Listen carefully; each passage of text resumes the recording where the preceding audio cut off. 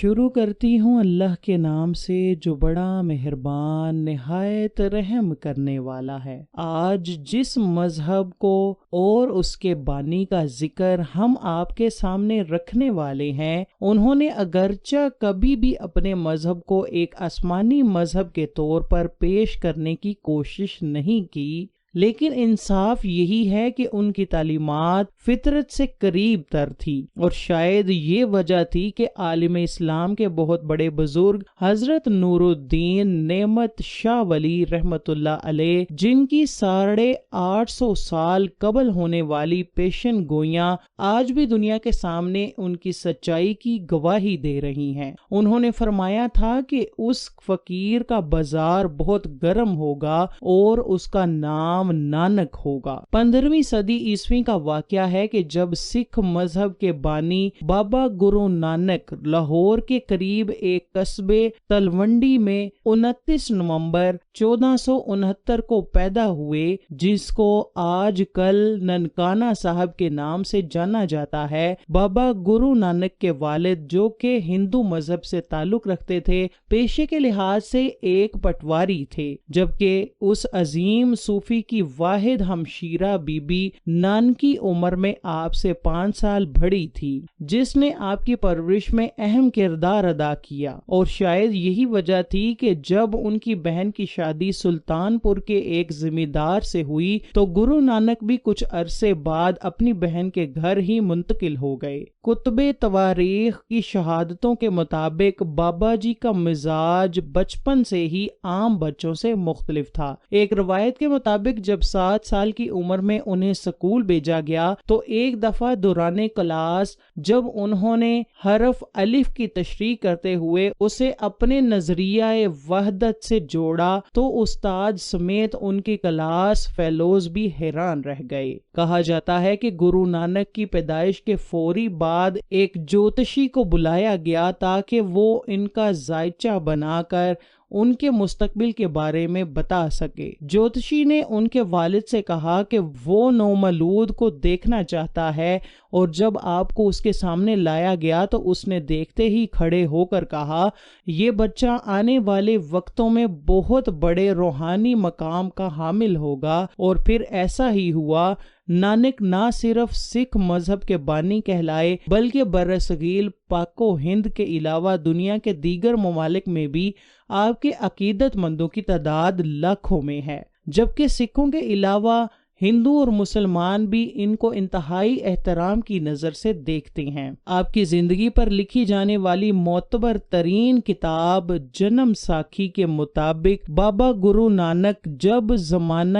طالب علمی میں کہیں باہر نکلتے تو بادل کا ایک چھوٹا ٹکڑا ان کے سر پر سایہ فگن رہتا، جبکہ ایسی روایات بھی اس کتاب کا حصہ ہیں کہ جب وہ کہیں کسی ویرانے میں جا کر لیٹ جاتے تو ایک کوبرا سانپ ان کی حفاظت کے لیے موجود رہتا۔ آپ نے اسکول کی تعلیم کو جلد ہی خیرباد کہہ دیا اور دنیا کی زندگی سے اپنی دلچسپی کم کر دی۔ ایک سکھ روایت کے مطابق جب ان کی عمر 30 سال ہوئی تو وہ ایک دن اپنے ہی علاقے کے ایک تالاب میں نہاتے ہوئے ڈوب گئے، اور پھر 3 دن بعد پھر دوبارہ نمودار ہوئے تو لوگوں نے احوال جاننا چاہا، جس کے جواب میں وہ صرف اتنا ہی کہتے رہے کہ نہ کوئی ہندو نہ کوئی مسلم۔ یہ بابا گرو نانک کی زندگی کا وہ موڑ تھا جس نے ان کی زندگی میں انقلاب برپا کر دیا تھا، جس کے بعد انہوں نے سفر اختیار کیا اور پہلے بنگال اور پھر آسام کی طرف گئے، جبکہ آپ نے سری لنکا کا سفر بھی اختیار کیا۔ اس کے بعد کشمیر تبت کا سفر بھی آپ کی زندگی میں ملتا ہے، حتیٰ کہ آپ بغداد بھی تشریف لے گئے اور وہاں ایک معروف صوفی بزرگ حضرت بہلول کے ساتھ بھی وقت گزارا، اور اس دوران جہاں قیام کیا وہاں آج ایک گردوارہ آپ کی یادگار کے طور پر موجود ہے۔ گرو گرنتھ صاحب سکھوں کی ایک مقدس کتاب ہے جس میں خود ان کے علاوہ مسلمان صوفیوں اور ہندو بھگتوں کا کلام بھی موجود ہے، جو کہ بابا گرو نانک کی پہلی حمدیہ نظم چپ جی سے شروع ہوتی ہے۔ اس نظم میں وہ ہندو مت کے کئی خداؤں کے نظریے کی نفی کرتے ہوئے فرماتے ہیں، وہ واحد ہے جسے نہ تو مٹی سے بنایا جاتا ہے اور نہ ہی وہ کسی ماں کے پیٹ سے جنا جاتا ہے، بلکہ وہ بے عیب ہے، خود سارے جہاں کا خالق ہے۔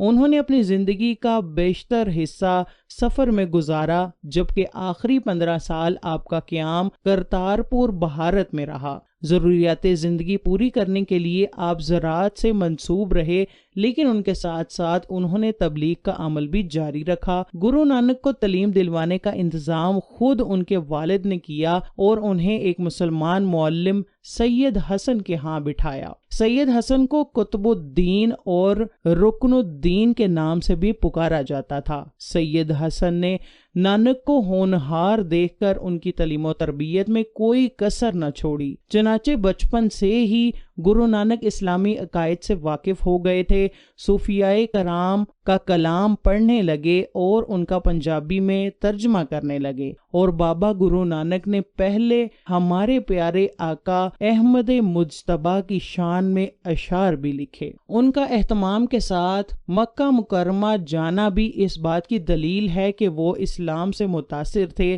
بلکہ چونکہ وہ زمانے سے الگ فکر کے مالک تھے جن کو اس وقت کوئی نہ سمجھ سکا۔ آغاز میں گرو نانک نواب دولت خان کے ہاں مال زکوٰۃ کے منشی مقرر ہوئے تھے۔ 30 سال کی عمر میں نہ صرف ملازمت چھوڑ دی تھی بلکہ گھر بار کو بھی خیر باد کہہ دیا تھا اور سیر و سیاحت شروع کر دی۔ ہندوستان، لنکا، ایران اور عرب کے سفر کیے اور 40 سال تک ان ملکوں میں مقدس مقامات کی زیارت بھی کی۔ حضرت ابو علی قلندر پانی پتی کے پاس ایک مدت تک رہے۔ ملتان کے مشہور بزرگ حضرت بہاؤالدین زکریا ملتانی کے مزار پر حاضری دی۔ حضرت غوث اعظم شیخ عبد القادر جیلانی اور حضرت مراد کے مزارات پر چلہ کش ہوئے۔ شہر کے باہر جنوب مغرب میں ایک قبرستان سے ملحقہ 4 دیواری میں آج بھی آپ کا چلہ مروجہ خلائق ہے۔ اجمیر شریف میں حضرت خواجہ معین الدین کے مزار پر 40 دن چلہ کیا۔ بمقام سرسا حضرت شاہ عبد الشکور کی خانقاہ پر 40 دن ٹھہرے۔ اس خلوت خانہ کا نام آج بھی چلہ بابا نانک ہے۔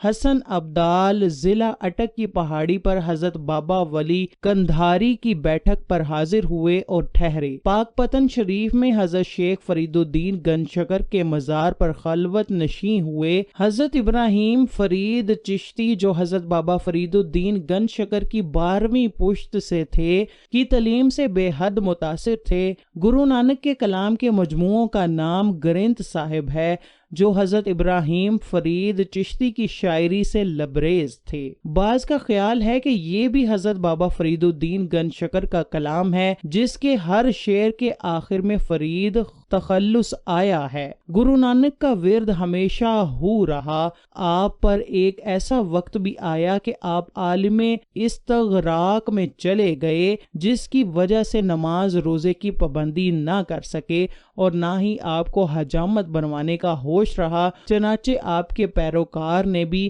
نماز روزہ کی پابندی کو ضروری نہ سمجھا اور حجامت کو بھی بالکل ترک کر دیا۔ چنانچہ یہاں سے ہی ہندوؤں کی الگ تھلگ ایک نئے فرقے سکھوں کی بنیاد پڑی۔ سکھ حضرات یہ تسلیم کرتے ہیں کہ بابا گرو نانک حج بیت اللہ کے لیے مکہ مکرمہ بھی گئے تھے۔ بعد ازاں بغداد شریف حضرت غوث اعظم شیخ عبد القادر جیلانی کی بارگاہ میں بھی حاضری دی۔ گرو نانک نے اپنی زندگی کے آخری حصے میں دریائے راوی کے کنارے کرتارپور کا ایک قصبہ آباد کیا جو آج کل تحصیل شکر گڑھ میں دربار صاحب کے نام سے مشہور ہے، اور اپنے گھر کے متصل ایک مسجد تعمیر کروائی اور اس میں نماز پڑھانے کے لیے ایک امام بھی مقرر کیا تھا۔ بابا گرو نانک اسلامی عبادات، نماز، روزہ، زکوٰۃ، حج اور کلمہ طیبہ، اذان کی حقانیت اور اہمیت سے بخوبی آگاہ تھے۔ اللہ رب العزت کی وحدانیت اور پیغمبر اسلام نبی آخر الزماں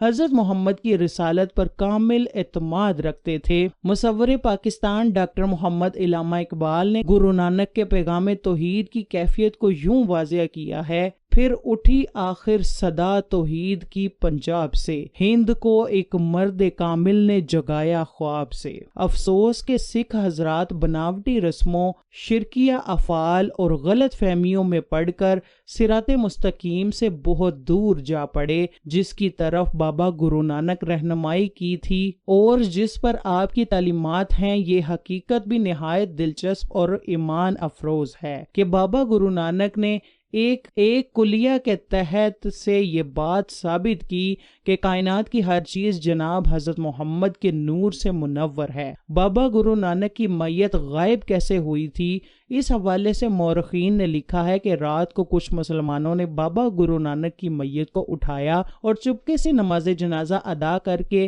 کسی نامعلوم مقام پر آپ کو دفن کر دیا۔ ان کی وفات کے بعد ان کی تدفین کے بارے میں بھی متعدد روایات تاریخ کے سینہ میں محفوظ ہیں، جن میں سے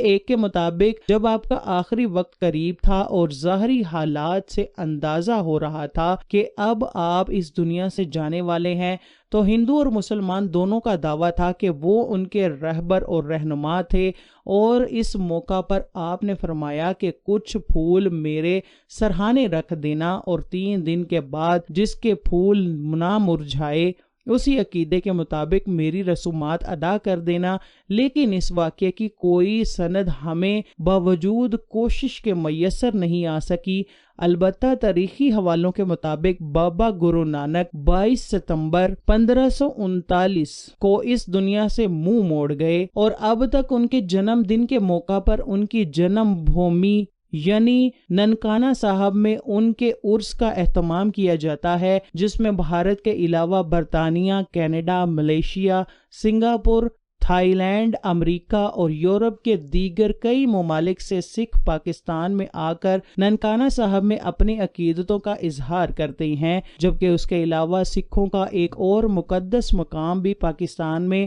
پنجہ صاحب ہے، جو کہ ضلع حسن ابدال میں موجود ہے، جس کو 1823 میں پنجاب کے حکمران سردار ہری سنگھ نے تعمیر کروایا، جہاں ایک ایسا پتھر موجود ہے جس پر آپ کے ہاتھ کا نشان جسمہ ہے، اور اسی وجہ سے اس مقام کو پنجہ صاحب بھی کہا جاتا ہے۔ اس کے بارے میں ایک روایت مشہور ہے کہ اس کے پاس ہی ایک پہاڑی پر ایک مسلمان صوفی بابا کندھاری بیٹھا کرتے تھے، جنہوں نے بلندی سے اس پتھر کو نیچے پھینکا، لیکن بابا گرو نانک نے اپنے ہاتھ سے روک لیا، جس پر آپ کے ہاتھ کا نشان پختہ ہو گیا، اور یہ پتھر آج بھی وہاں ایک مختلف کمرے میں موجود ہے، جس کو سکھ زائرین کی آمد کے موقع پر کھولا جاتا ہے۔